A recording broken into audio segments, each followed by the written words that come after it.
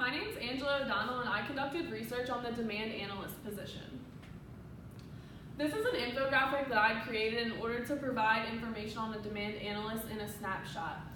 Most of the information that's on this infographic we'll go over later in the presentation, such as skills and daily tasks. However, I think it's important to highlight that Glassdoor found that demand analysts in the United States make between $55,000 and $94,000 annually, with an average salary of $71,000. The daily tasks of a demand analyst can be broken up into different categories. The first is forecasting.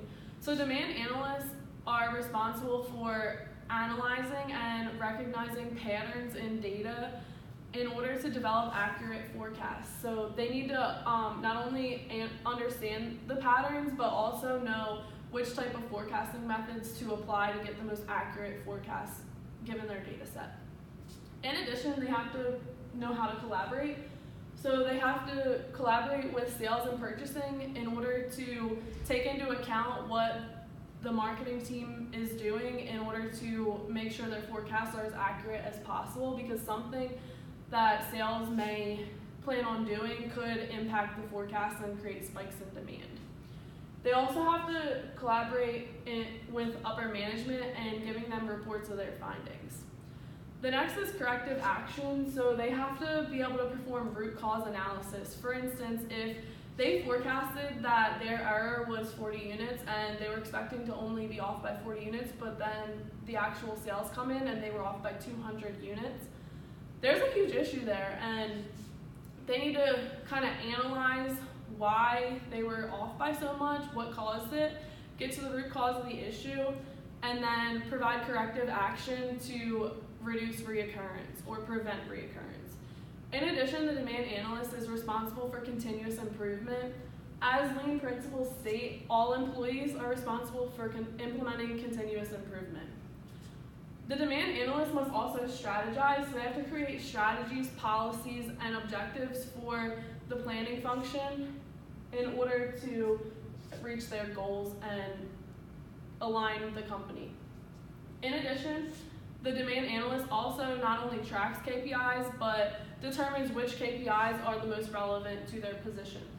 In my opinion, the most important KPI to a demand analyst is the error KPI, because this tells the demand analyst how far off from the actual sales their forecast is, and the goal is to make the error as small as possible. So that's a very important key performance indicator that needs to be tracked.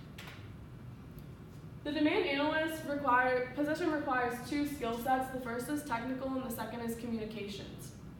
So in a technical aspect, the demand analyst must have a strong analytical base. So they have to understand why their numbers are the way that they are and where all of the data and information is coming from and how the forecast is created in order to get a full understanding and to kind of communicate that findings upwards. In addition, they have to understand the different forecasting methods to understand which is most applicable to which types of data sets in order to get the most accurate forecast.